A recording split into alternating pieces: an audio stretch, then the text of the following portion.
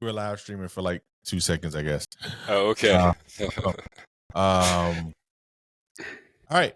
So Yep. let's jump back into it, man. So Let's jump back into last week. Yeah. yeah, man. So we were so last time we talked, we had talked about your divorce, and you was telling us, the all of the crazy situations that were occurring, Yeah.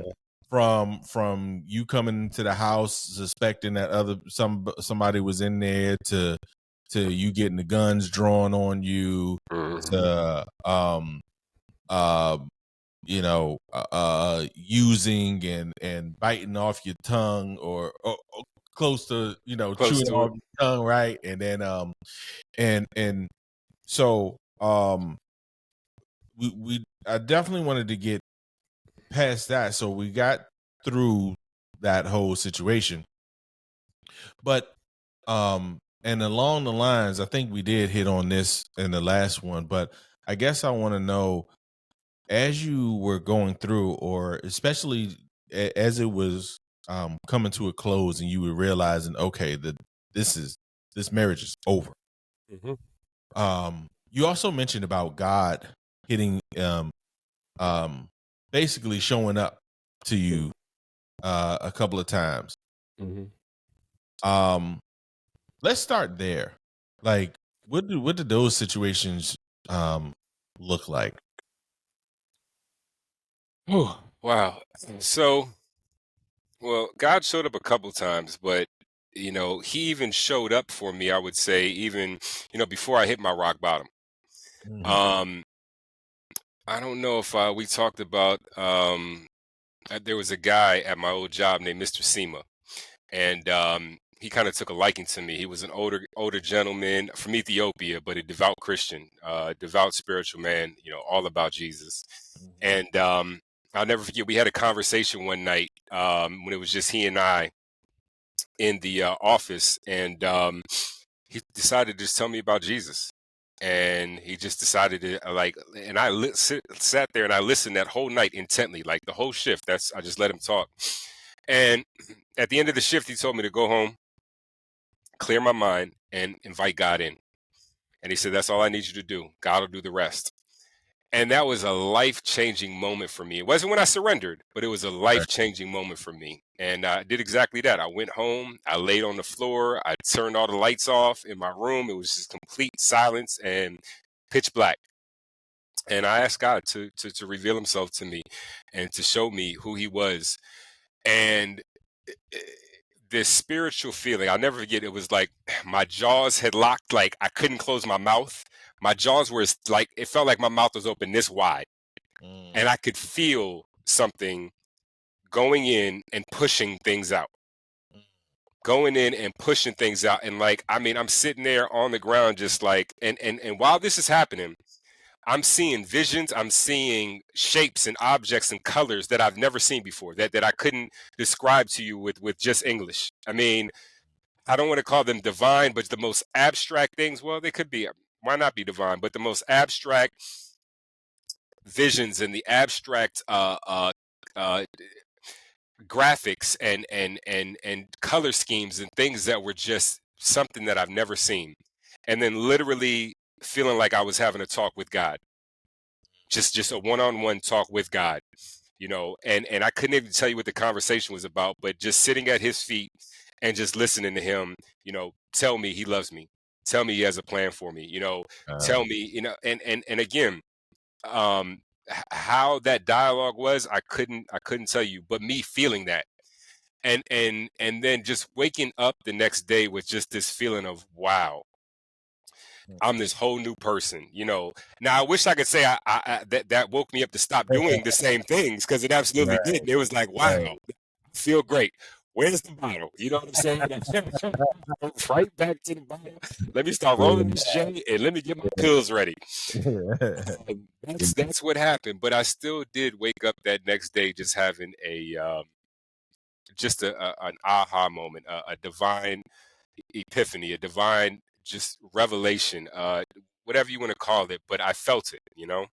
Yeah. And I felt the pure presence of God, and that definitely made me a believer that night. I wasn't going to say I surrendered that night, but that definitely made me a believer that night. Not necessarily that God had a plan for me, but oh, there's definitely a God. You know what I mean? And Mhm. He's definitely love. You know what I mean? Mhm.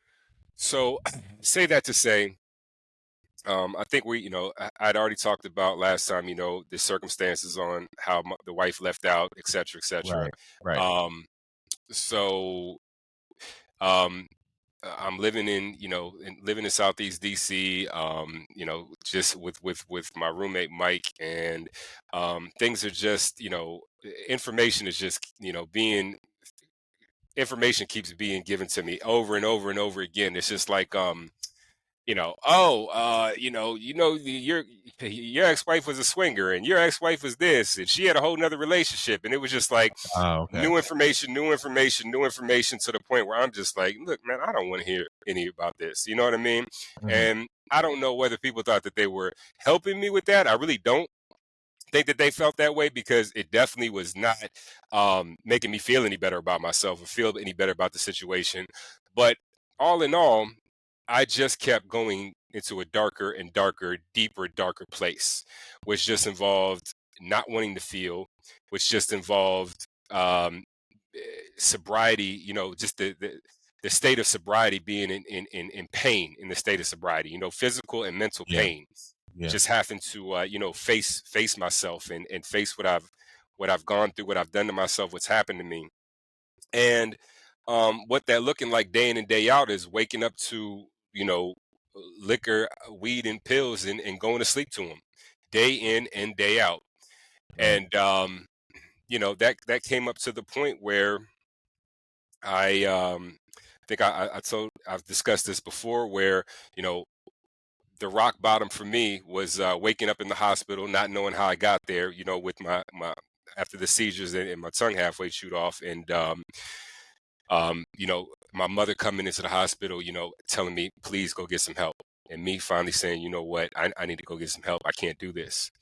And, honestly, all along, I didn't want to be in that state. I didn't want because I was a zombie, bro. You know what I mean? Like, literally a zombie. And, but I had accepted the fact that this was going to be my life, because I couldn't see how I could face, sobriety. You accepted the fact that what was going to be your life.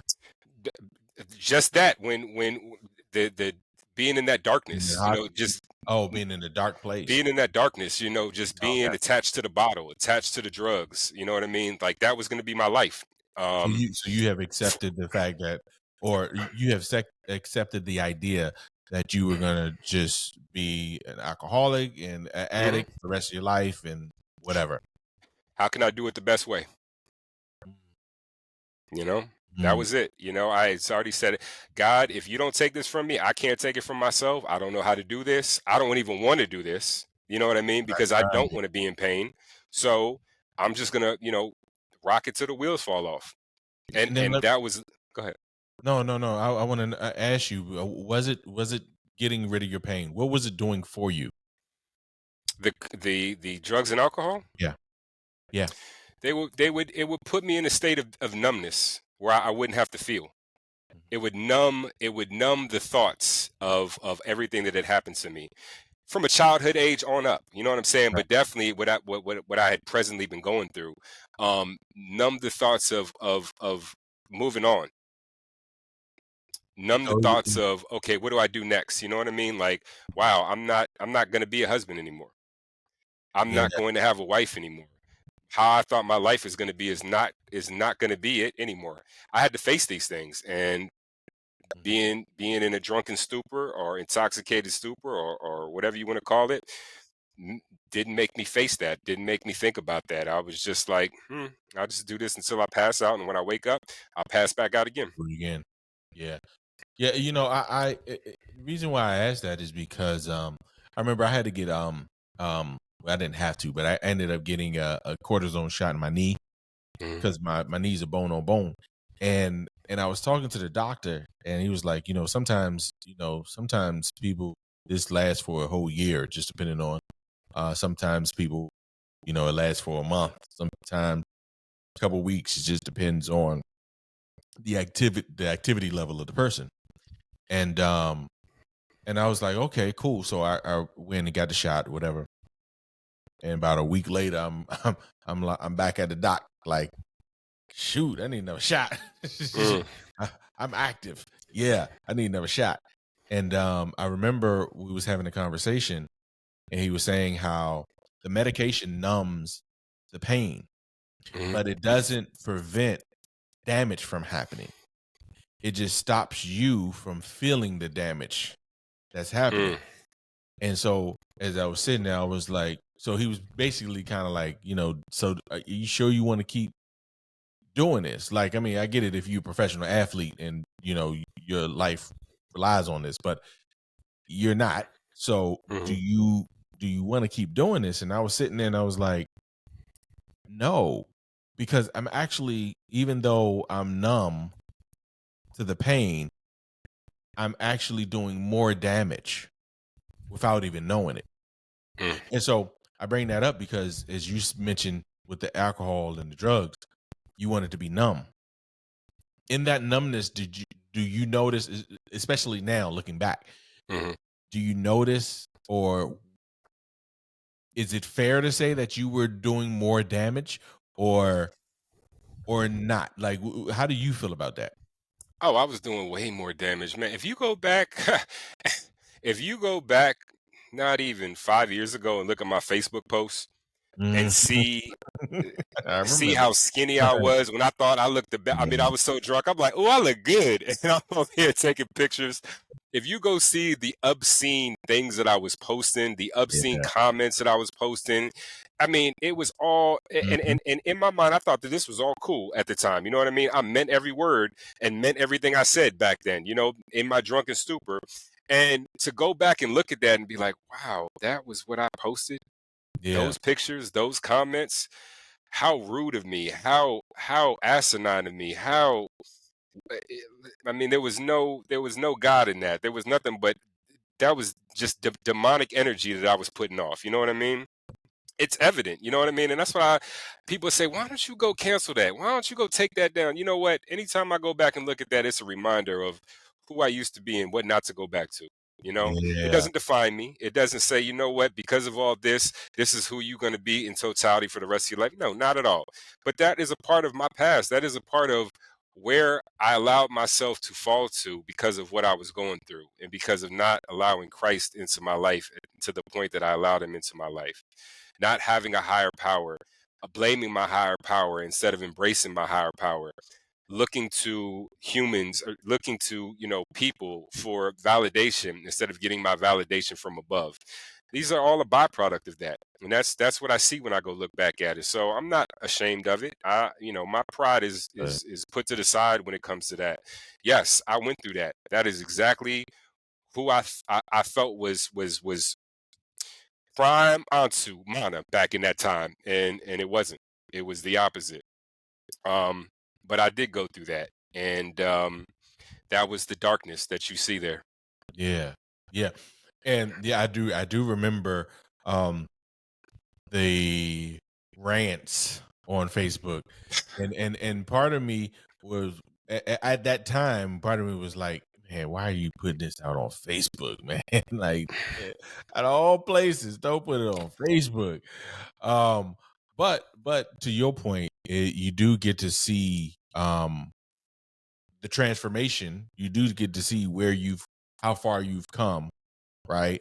Um, and so now that you're on the other side of it, of this thing, right? Um, first off, would you change anything if you could? Like, if you could go No, back, what? not one Hold up. thing, brother. Why not? Why not? I've asked God that over and over again. Like, why did I have to go through all of that? Why? Why? I mean, I could not skip one little piece of here and there. I didn't Right, really have to go through that. And God right. let me know. He said, man, as hard headed as you are, you had to go through every last bit of it. Absolutely. Do I wish that there was other ways? Probably. But would I go change it? One thing, no. God's perfect plan and all of my imperfections showed up, and he showed out. Mhm. And when I was able to sit back and meditate and talk to him just about, wow, man, did I have to learn the lesson that way? And he's just like, man, you weren't going to learn it any other way. And he was absolutely right. He was absolutely right. Because when I look back on how I was hard headed, too Yeah. prideful for my own good. I'm going, some people are too strong for their own good. Some Mm. people are too prideful for their Yeah. own good. I, Yeah. I was in such a place that I was going to make something happen or work something out when God's like, you can't. This isn't gonna. But I'm gonna let you keep going. I'm gonna Mhm. let you keep going, and there's a lesson in it. You're gonna eventually learn it, but you gotta go. You're gonna have to go through this real tough because you feel like you're real tough inside. Well, this is what being tough inside looks like. Yeah, I often say that some people's biggest weakness is their strength. Mm, You're so strong, and you're trying to push through, and you're trying to do stuff on your own, and sometimes that's your weakness, is yeah, that you're trying to be too strong. You know, yeah. Yeah, man, absolutely, brother. yeah, That was definitely me. But again, a lot of people say, "Well, I would change everything. I would do it this way."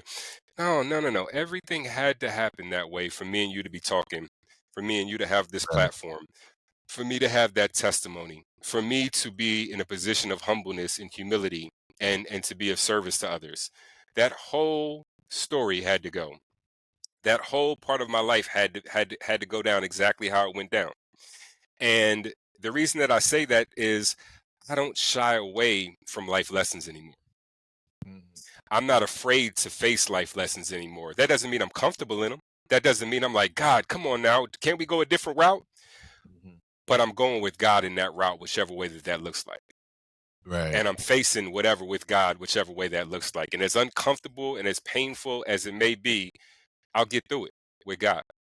Now, when do you think that changed? Because I mean, I would assume, and I could be Hmm. wrong. You know what they say about assuming, right? But so Yeah. so I could be wrong, but I would think that when you woke up in the hospital Hmm.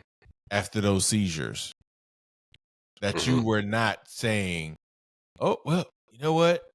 I knew that all things work together for good, so I'll be all right." I'm pretty sure that wasn't your mindset then. Brother, Rome was not built in a day, and my mindset did not change overnight. I can promise you that. Oh no. When I got to rehab, I wanted to do whatever I needed to do to get back to PG and to get back to Oh, my life. I mean, to get back to DC and get back to yeah. my lifestyle. Okay. Whatever I got Okay. to do 30 days here. Okay, let's do 30 days because I got a blunt and some drink waiting on me when I get back. I'm just Yeah. doing this to, reset. Does that make sense? Yes. Yeah. So I so did. so so Mhm. rehab was the start of it. That was the start. Is that That was the okay? absolute Okay. start of it. Yeah.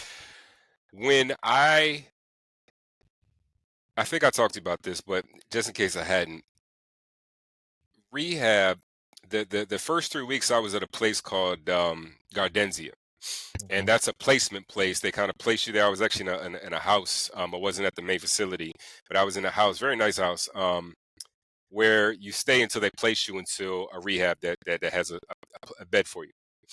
And while I was staying there for those 3 weeks, the withdrawals hadn't hit me. You know what I mean? Like life was just, I had a couple headaches here and there. The shakes were starting to come and go, but that hadn't hit me. The day that I got to Project Chesapeake, when to start my rehab, it Uh-huh. all came like that. It Wow. was like, oh, we here. Oh, oh, oh, he's trying oh, my body was like, oh, you think you're gonna be somebody new. Oh, okay. Let me show you what that's gonna feel like. You know what I mean? Because Yeah. I was still trying to do it on my own. I'm like, okay, well, if I made it through 3 weeks at Gardenzia, I just got 30 days here. You know what I mean? This is gonna be easy. Yeah. Jay, I lied to myself that day. When I tell you that instantly the headaches and the shakes and the sweats and the cold fronts and the dizziness and the upset stomach and you can't use the bathroom and your stomach's so upset and you still can't, I mean, everything went down that day. And I had gotten there, I believe I Man. got there September 8th, and by September 15th, I was ready to give up. Mm, I had no fight left. mm, I could barely eat on my own. I couldn't use utensils. My hands were shaking so bad I had to like scoop up my food, you know what I mean? And drink with a mm, water thing, like spilling all over myself. My headache was just pounding, like every physical ailment that you could think of you being in pain all hit at that same time. And I just couldn't take it. I could mm, not take it. mm. And it wasn't until September 15th when I was in the room by myself just going through it that I decided, you know what? Let me give God a shot. Let me give God a shot. And Another shot, right? Because this is after the first experience well, the with. first experience let me know that he was real, Okay, but okay. I hadn't surrendered my life to him. Mm, This time I said I can't do this anymore. I don't want this life. I don't want to go back to my old life. You know what I mean? Because now me going back to PG to get that bottle of blood doesn't it's not the same as it was when I was at Gaudensia. yeah, Now I'm facing this and I'm doing it sober too. and you feeling it. I'm feeling it, but not only am I feeling it physically, all this mental anguish is going Yeah. on. You know what I mean? Man, you just had a failed marriage. You still ain't Mhm, divorced yet. You still got a mhm, battle. Like every single thing. My childhood trauma was starting to show up. mm. Everything was and I'm sober. And I'm like, I haven't had to be sober in 20 years. What do I do? Yeah, It yeah. was new. You know what I'm saying? This is different. You know what I mean? Like I had no clue on how to feel. I had no clue on um how to even conceptualize what was going on and let alone accept what was going on. And I'm just like, I can't do it. I could not physically do it. Spiritually, I couldn't do it. Well, at least I thought I couldn't do it. Um, and the only thing that came to my mind was, I don't want to live like this anymore. And I don't want this life anymore. Mm, mm, That was the only thing that mm. came to mind. And Ah, that's when September 15th, 2021, I told God, I said, I don't know how to do this. I don't know how to surrender to you. I don't know how to have the right faith in you. I need you to teach me everything, but I'm giving my life to you. And I wow. mean, I almost said that verbatim Mm, and heard a voice say, okay. mm. Not an audible voice, Yeah. not something that you could just hear, you know what I mean? Like through ears, but a divine presence that said, okay. And me asking again, saying, are you sure? And a divine presence said, yeah. And I'm So like, so okay. so that divine presence said, yeah. Hmm. Um, you know, and then everything was perfect after that, right? Because No, it was not. hold up, No, hold it up. was not. But that's the way the story is supposed to go, right? You accept you accept uh Jesus as your Lord and Savior, and you go in and you say, okay, Lord, I give it all to you, Hmm. and then everything, all of the shakes go away, all of the feelings, are beautiful feelings, right? Like it's supposed to be That that. sounds good, but that's not what happened to me. That's not what happened to me.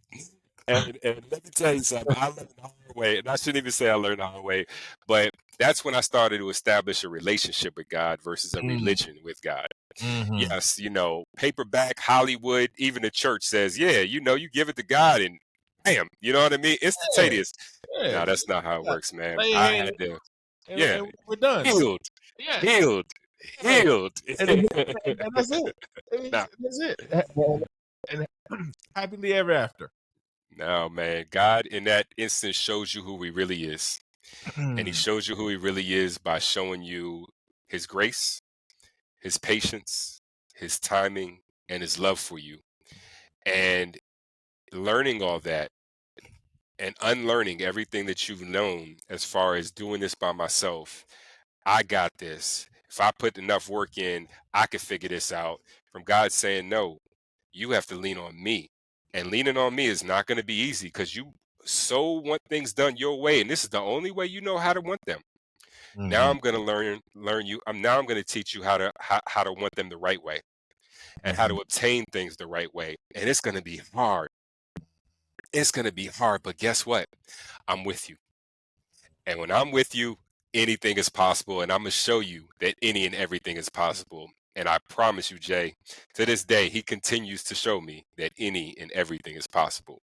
But Wow. was it easy? Oh no, it got so hard that day. September September 15th. Okay, that was an aha moment. But September 16th, let's talk about that. Okay. Bruh, Okay. I woke up in the worst feeling, the worst pain, the worst everything. It was just like, man, I just did all this surrendering, and here I am with the pain, and here I am going through all this withdrawals. Nothing's changing, but God was letting me know, I'm right here with you. I'm gonna get you through this.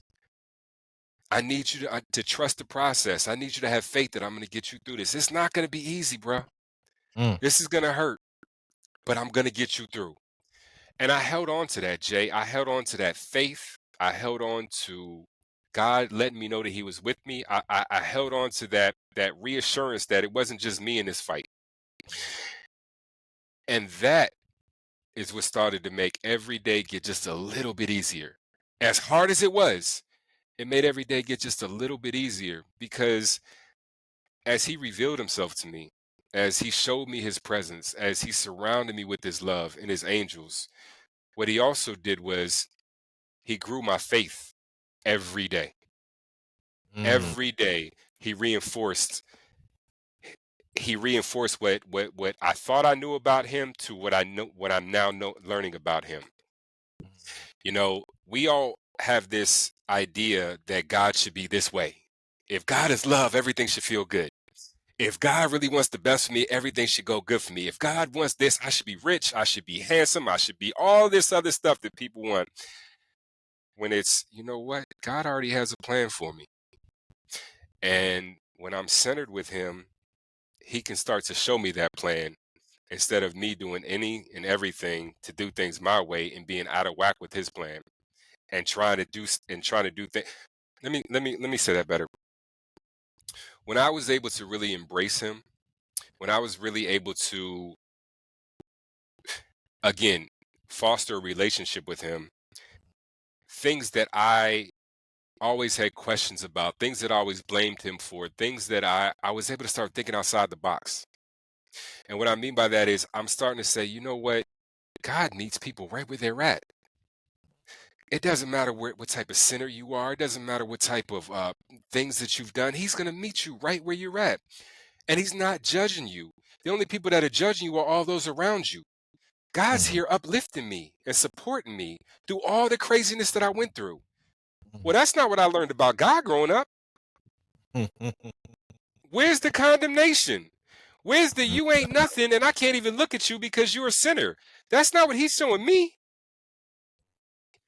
That aha moment of him showing me who he really is and saying, hey, listen, if you want to get to know me, we're going to do this through a relationship. Just you and me. Nobody else. Just you and me. That was in itself when I started to change. When my mindset changed, when the hierarchy of my needs versus wants changed, when the way that I perceived how life should be, things should be instantly gratifying to me to know it's not my time, it's his time. And his time's always the right time. And it's not about the outcome, it's not about the results. If I'm in line with him, what happens or what's going to happen is exactly what's supposed to happen. And I have faith that no matter where I walk, no matter where I go, I'm being led by him. That's when that started to change. Man, man. Okay. Wow. Okay. So it started to change slowly but Hmm. surely. He started to show you faith, what faith really meant. That you didn't feel the condemnation. Mm-mm. Man, Nope. wow. But hold up. But you're in rehab for using drugs and alcohol. You're going Hmm. through a divorce Hmm. and you didn't feel any condemnation? No condemnation, just support. And what's even, let me further that. I felt conviction that I could do better and would be better. Hold on now. So you mean to tell me that even through all of this, you felt God supporting you, Absolutely. 100%. not condemning So, you, not not not condemning. not beating you up for the decisions that you've made, not making you feel like you're less than because of the decisions that you've made, but lifting you up. Even when I tried to beat myself up for the decisions that I made, he said, "No, we're not doing that. Mm. We're not doing that. We're not. No, we're not. This feeling sorry for yourself, that's not you anymore. Let that go. Okay, well I'm here to build you." hold on. Let's sit here for a second because I know there's a lot of people who grew up in the church Hmm. and a lot of people who believe in God and Christians or spiritual people or whatever they categorize themselves as. And a lot of them know God as, yes, a loving God, but also a just God, also a jealous God, also um a God who will not only lift you up and comfort you, but who will also condemn. And you're saying in your situation you didn't find the condemnation. I looked for it in every which way. God, come on, man, just Mm. punish me. Come on, God, man, get this. You know how you used to do with your parents when you're young. Come, man, come beat me. Let's get this whooping over No, with. I'm trying to yeah, get back to TV. yeah. You know, Yeah, wasn't like any of that. Moses, which part? I begged for Yeah. it. I begged for it. God said, "No, you got the wrong idea about me. I'm your father, your real Mm. father, your divine father, and I'm going to teach you some things starting today. But I need you to be in a position. I need you to have a clear and sober mind to be able to receive." That's the foundation that he placed me in. That was the cornerstone for my faith, was him giving me a clear and sober mind to even receive these things, to even say, you know what, eh, eh, now I'm in a place where everything that I've known for the last 40 years, I can be retaught. You know how hard it is to teach someone 40 years old to relearn everything that they've known up until that point, Mhm. spiritually at that? Mhm. Yes. Yes. It is a rude awakening. Um it, to go through 40 years and then to realize that I don't even want to say I know for me, like I don't want to say I was taught incorrectly, but for me to have this concept that doesn't accurately portray the God that I know is yeah, is challenging because on one end you like you have this personal experience. You have this personal relationship and then everybody else is telling you something totally different. And it's like, well, who do I trust my relationship or do I listen to what everybody else is saying? And what you're You saying know is what's you amazing started about to the trust. relationship? Say that again. You know what's amazing about having a relationship? The relationship shows you who to trust. Right. Right. You know, God said, "You know what? I'm going to show you who I am." And that's exactly what he did. And you know, I started to be able to pay attention to all the little intricate miracles that are happening in front of me day in and day out. All of the blessings being bestowed upon me, little to small, day in, day out. The mere fact that I went through all of that I went through, and I still have sight. I'm not blind. You know, Mhm. I Mhm. still have all my Yeah. limbs. I'm still healthy. I can still speak. You know, I don't have mush brain. It's all these things that he saved me from. I'm still alive after an attempted Yeah. botch. You know, Yeah. attempt on my life. All these things that I could have never ever thought about in a drunken stupor or in a high stupor, that now not only can I think about, can I give credence to, but I can also start doing the work to start healing. That's the biggest thing, is God puts you in a position to be able to start healing. But there's steps that you have to take, and those steps are first admitting, accepting, and then as you start to accept, God starts to really show you, you have to start to believe that this is God. It's Mm. really, really easy for God to show you something, and because of all you've learned, you say, "Oh no, it's just happenstance. Oh no, I'm just lucky today." Oh no, I was just at the right Right. place at the right time. Right. Okay, take a second Luck. look at that and see if you were really lucky.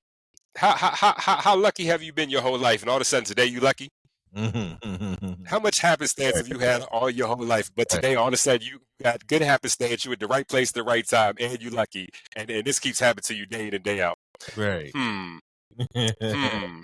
Yeah. Let's Yeah. do some Yeah. self-reflection. Yeah. Yeah. You don't think something greater may be orchestrating something. You don't think And look, I'm hard-headed. At first I was like that, and God was like, "Really, yeah. Yeah. really? Yeah. Okay, that's funny, really." And I'm like, "Oh God, this is really you. This Yeah. is really you."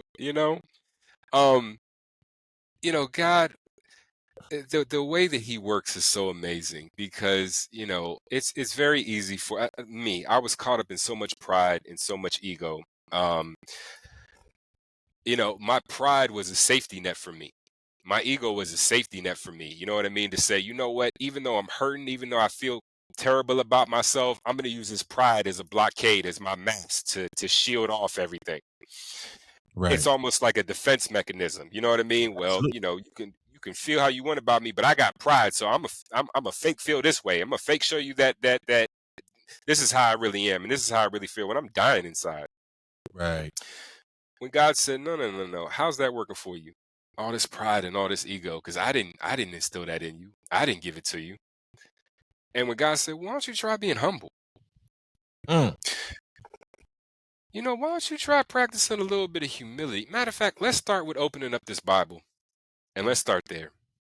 Let's start with the Old Testament, and let's work our way into the New Testament. And let's look at the gospel, and let's look at the life that I sent my son to come live. Where you see pride in that? Where you see Mm. ego in that? Mm.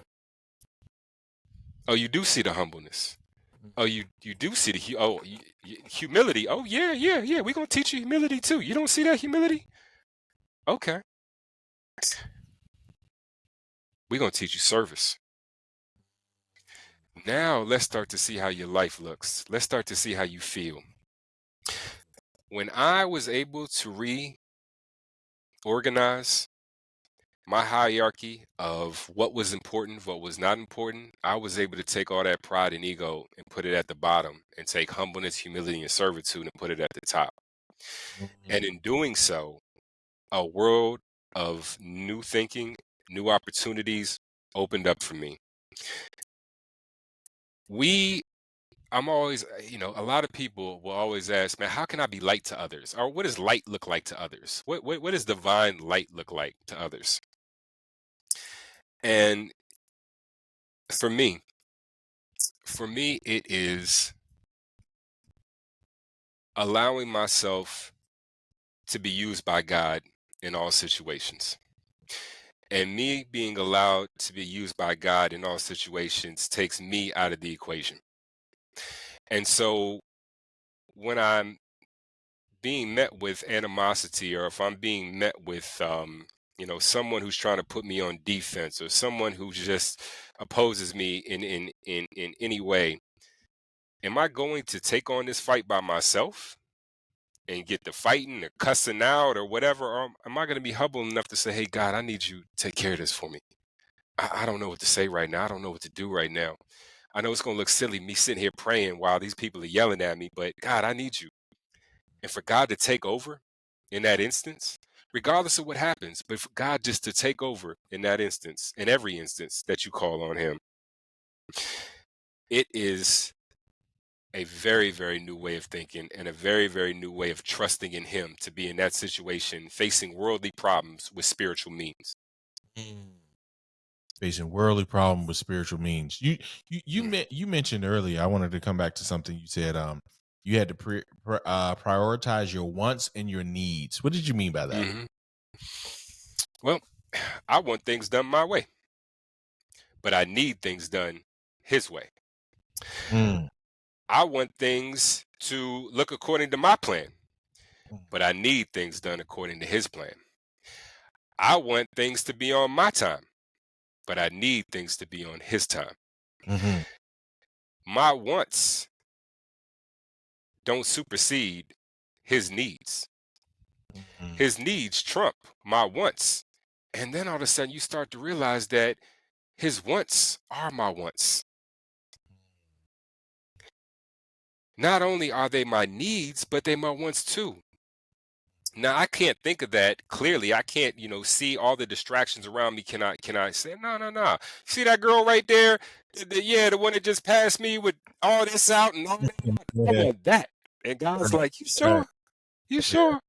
Because there's a story behind that we ain't, you're not privy to. But if that's what you want, I'm not, I say that to say, put that in any example. Cars, money, prestige, title. God says, are you sure that's what you want? Because there's a lot on the other side that you don't see. Yeah. You know?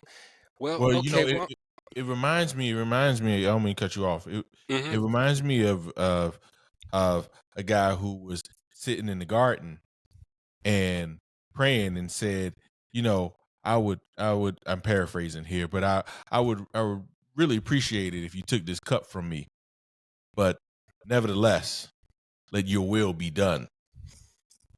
Right? When Jesus was in the garden, he prayed 3 times. Listen, what I want is for this cup to pass me by. But what I need is for your will to be done. So if I still got to take this cup, so be it. So be it. Right? And Yeah. so what I'm hearing from you is that your need became God's will for your life versus wanting all the flashy things that can be distractions. Now, time out. I'm Okay. not Jesus. You know what I'm saying? I still can't by no means do worldly things all of a sudden up and disappear from what I want. No, no, no, no, no, no, no. I still have a hard time saying, God, now you know I want that truck and I want that house. Why are you showing me that truck and showing me that house and showing me this money without me being able to obtain it? But what God is showing me is, okay, I know that you want that. Yeah. But why do you want it? Mm-hmm. And if you want that, are you willing to wait for it? Mm. Can I give it to you and it be blessed? Or do you want to go out on your own and get it right now just so you have it right now? You can say you have it right now. And when I start to look back at the why do I want that, all of a sudden I start to realize I never really wanted this. It looked good at the time. My emotions were leading me to say, you know what, that looks really cool. Man, they look real happy on Facebook. Oh, look at them on Instagram. Oh, look at that. That's got to be sweet. I want all parts of that. Why? Why? How, when I started to really learn to be content with in all situations is when I realized things can change in an instant for you.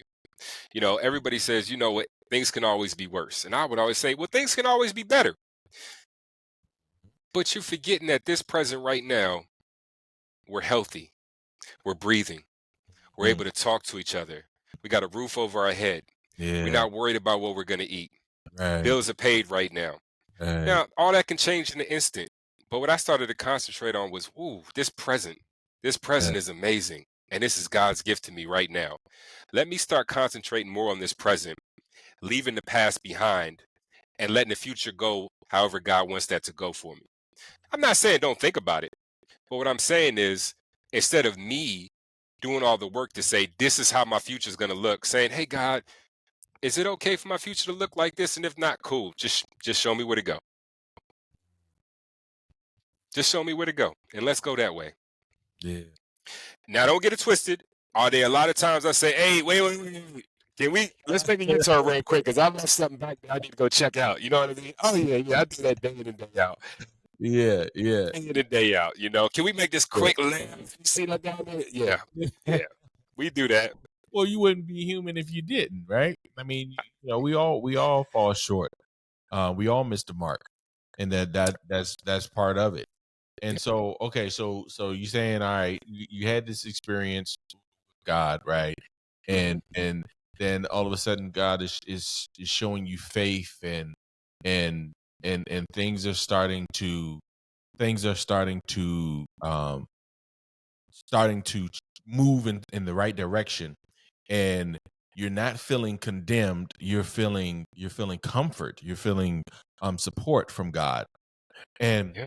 and I wanted to come back to this point because it's very important for like anybody who's going through, especially divorce, the substance use, because there's two major stigmas about this, right?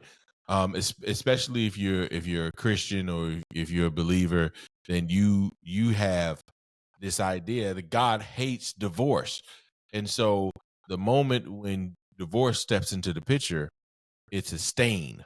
Mhm. And then on the other side, you got addiction, you got alcohol, you got drugs.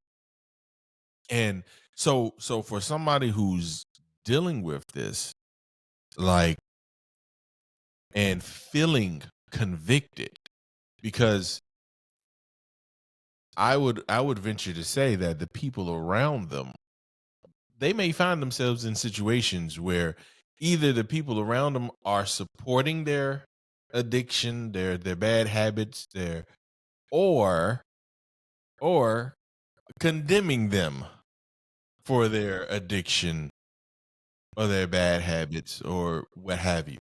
And so talk to me about like that. Like what I mean, because you said God gave you comfort, not conviction. Oh, so where do I even start with that? You know, before God, I went to people and places and things for answers. Mm, I went to people and places for things for comfort. I went to people in the bars and the parties for comfort, you know, and not just for comfort, but to also seek some type of validation. mhm, Validation that I'm okay, even though my life is not okay. But I'm mhm, okay. Yeah, your life sucks. Your life's out of control, but you around us, so you're okay. When I started to put my faith in God, God started to show me what a life being faithful looked like. And he did that by first showing me the difference between isolation and solitude. He pulled me out of old people, places, and things, put me in what I thought was isolation because I wasn't going to anybody anymore. I wasn't going to any places anymore for validation, for comfort. My comfort was now coming from him. And he said, you know what? This isn't necessarily isolation. I did isolate you, but I'm putting you in solitude with me so that you can learn where your true comfort system comes from, so that you can learn where your validation comes from, who you need to be validated by. And that's only God. When I was able to receive that, embrace that, accept that, take on that, I was able to then get my identity through him. You're a child of mine, not of this world.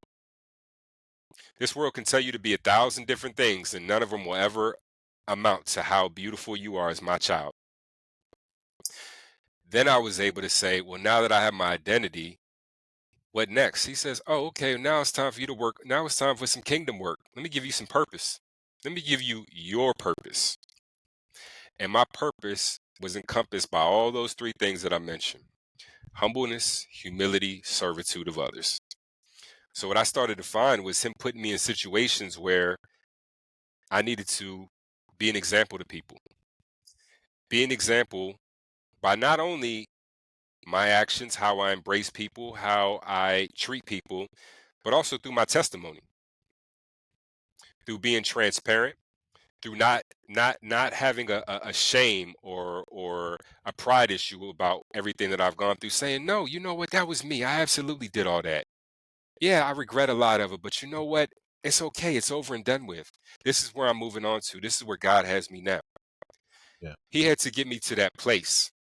But in order to go to that place, I had to be in solitude with him so that he could show me, I could start to really truly believe in what being faithful looks like. And being faithful is now a life of being led, not you leading, but you being guided by you being led, by you believing that God has your best interest at heart.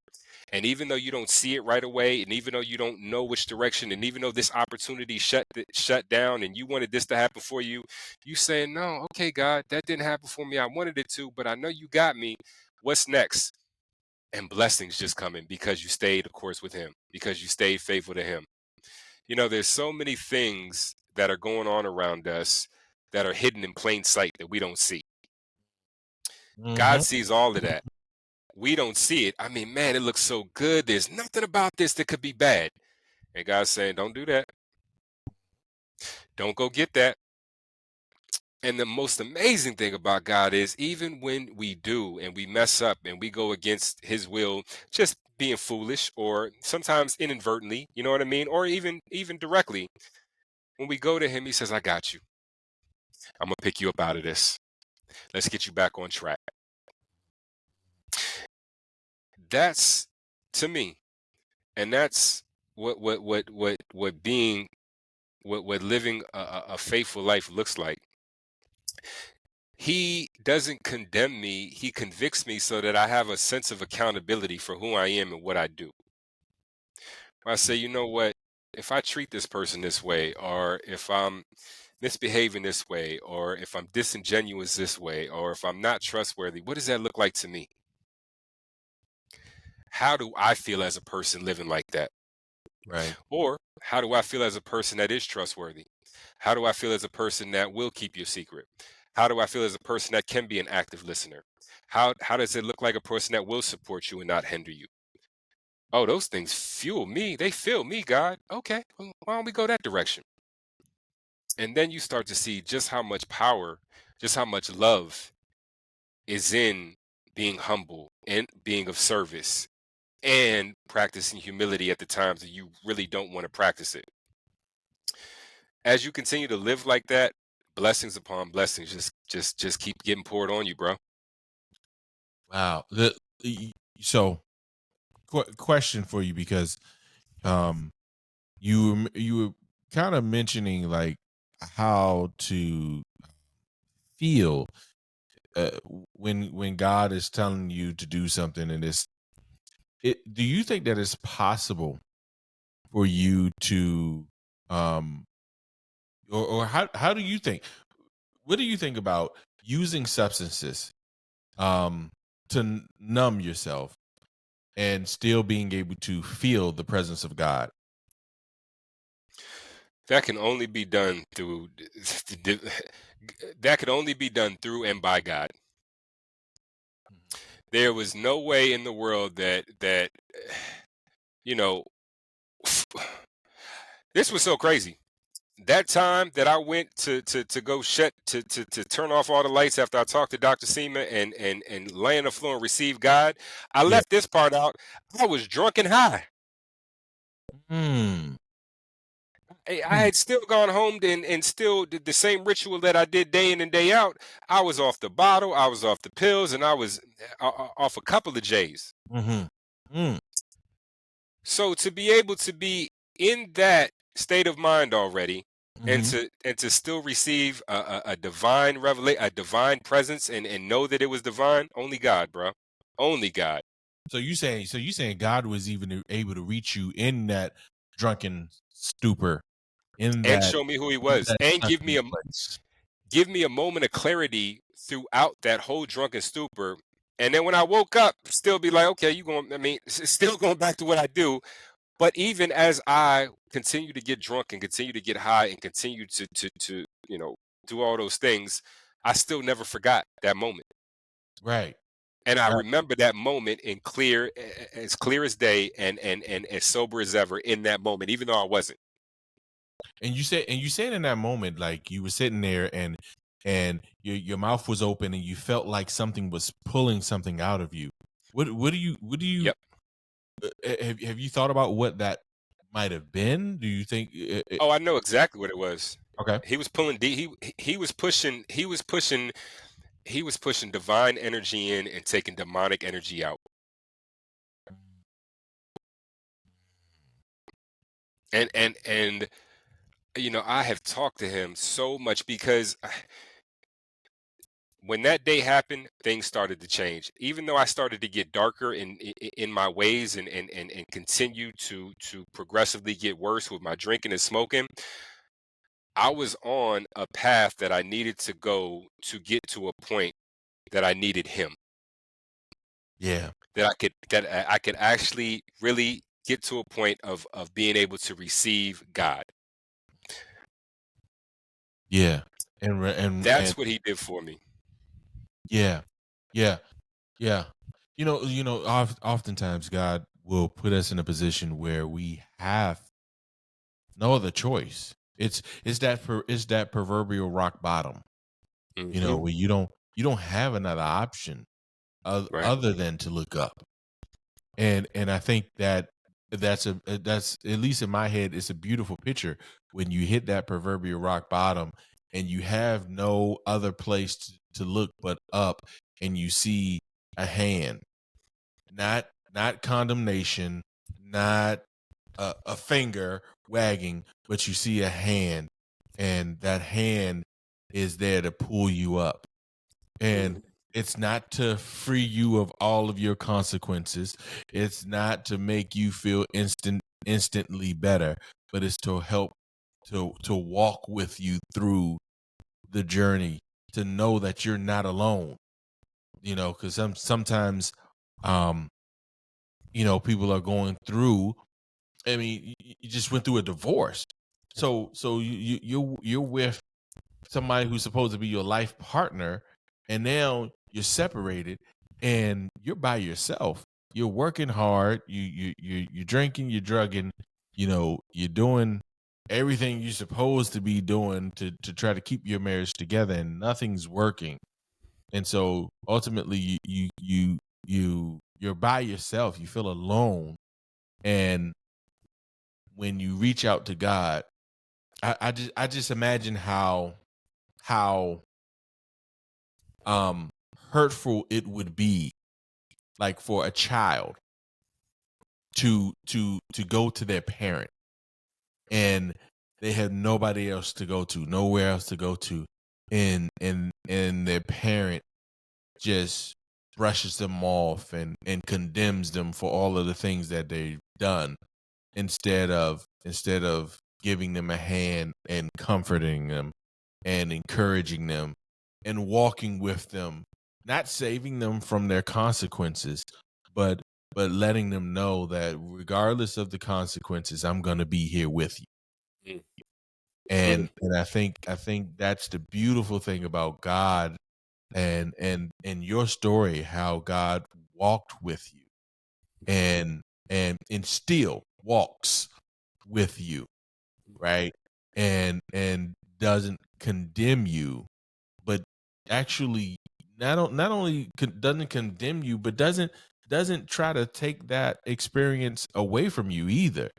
It's not a matter of trying to hide. It's not a matter of trying to say, oh, well, you know, let's move on past that. No, it's a matter of saying, no, this is a piece of Ansu. This is who you are, and we're going to use this because this is going to develop you moving forward. Sure. And I think that, I know there's a lot of people who have dealt with divorce, dealing with divorce. A lot of people who are in the middle of substance use, trying to recover. Some people have recovered. Some people, haven't made their mind up, and don't know what they want to do. But they're reaching out, and I just love the idea of when you said that God comforted you and didn't condemn you. And I think there's a large tradition that wants to just condemn, just wag the finger, and it's like that's not the God that I know. Not at And all. yeah, so yeah, man, that was, ooh, man. So what's so obviously, you've been getting closer and closer to God. You've I guess, what's next for you? What do you think the journey looks like moving forward? Wow. It's a great question. For me, I'll just speak for myself. I'm like an onion. God just keeps peeling a layer back and saying, okay, we got to work on this now. We got to Mhm. work on this now. We got to work on this now. And it's just, more and more things to work on. But in doing so, he also takes me to the next level and says, hey, we're on a new playing field. It's time to learn this now. It's time to learn this now. It's time for your faith to go here now. In order for you to get to where I'm trying to take you, we got to go through some things, and I need you to grow your faith now. We can't. It's almost like I will. Life is constantly evolving with God. Mhm. It's a constant evolving, and He doesn't. You're forever changing for the better. You're being pruned, so it's not comfortable all the time. Mm. Um, you're Yeah. going through mistakes that sometimes are repeated mistakes, sometimes are new mistakes, sometimes are things you didn't even know were a mistake. But that's all part of life with him. And he's when you give it to him, there's always a lesson in it. So you're either learning something or you're enjoying the few fruits of your labor or enjoying what the fruits of what you've learned. And then you're learning again. So it's almost like you're climbing a hill and you get to the top and you enjoy the view. And here's the next hill. Okay, let's get up there. And you get up to the top and you enjoy the view. And then there's the next hill and you get up to the top and enjoy the view. That's the best, probably I shouldn't say best, but that's the only analogy that comes to mind as far as like what life with God looks like for me right now. Yeah, yeah. That's beautiful. Life is a journey, and it's a continuous journey. It's an adventure as well. Like it's I love the analogy of the hills. I would add to that also oftentimes it's not just a staircase. Most of the times it's more like a hill, a mountaintop, and then a valley, and then another Hmm. hill and mountaintop, then another valley that you're going down. Sure. And the beautiful thing is that God is with you through it all, through the good, bad, ugly, indifferent. You know. I'm glad you added on valleys because yeah, that's where your tribulations and your trials go through. You got to be tested on what you've learned to see if you learned it, and you're That not going to part. pass every test the first time. But God will keep reinforcing you, and God will keep giving you the resources, the strength, the courage, the information, the discernment, understanding, wisdom, and knowledge that you need to pass. Mm. So so is it safe to say you would highly recommend a relationship with God? 10 out of 10. It is is worth the hype. It is imperative that in order to go through life, let me say this. Yes, having 10 out of 10, 20 out of 10. One of the saddest things that so many people are going to succumb to and go through is going through life on their terms and never knowing what their identity was through Christ, never having a purpose through Christ. That's one of the saddest things that so many people are going to go through. So many people are going to say, you know what? I'm going to do things my way, and the devil will bless you for doing things your way. The devil will say, you know what? I'm going to take you to the same peak I took Jesus to, except this time you're going to say yes to me. And here you go, feeling a whole unfulfilled life with all these things you thought fulfilled you, which meant nothing the whole time. Wow. But Wow. living in your purpose, knowing that you're a part of the kingdom, knowing that you're a part of the body, knowing that you're His, there's no better feeling, there's no better place to be, there's no better state of mind in this world than maneuvering through this world divinely led. I asked you something similar to what I'm about to ask you earlier. Do you think that your divorce and that drug use was a part of your purpose?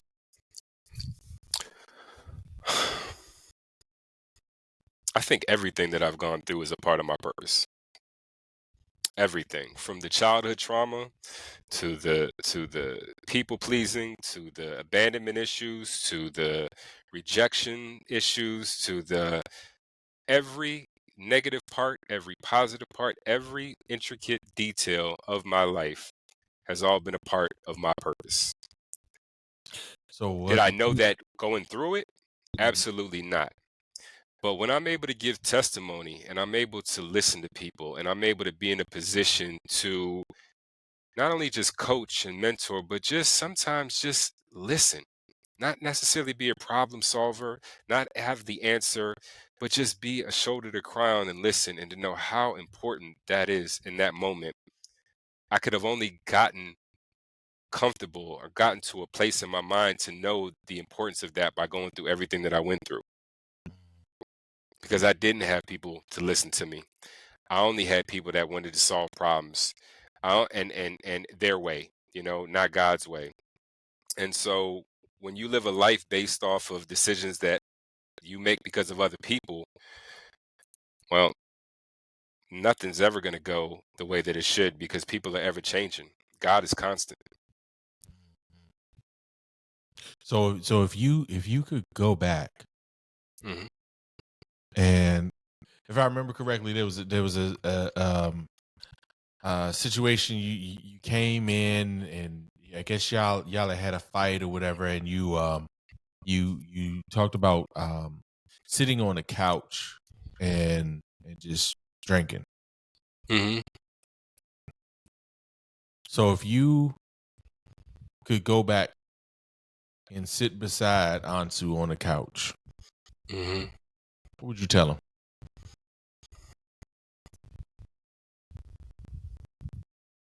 God hears you. God's with you. Keep going.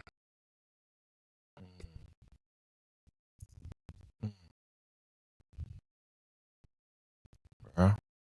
On that note,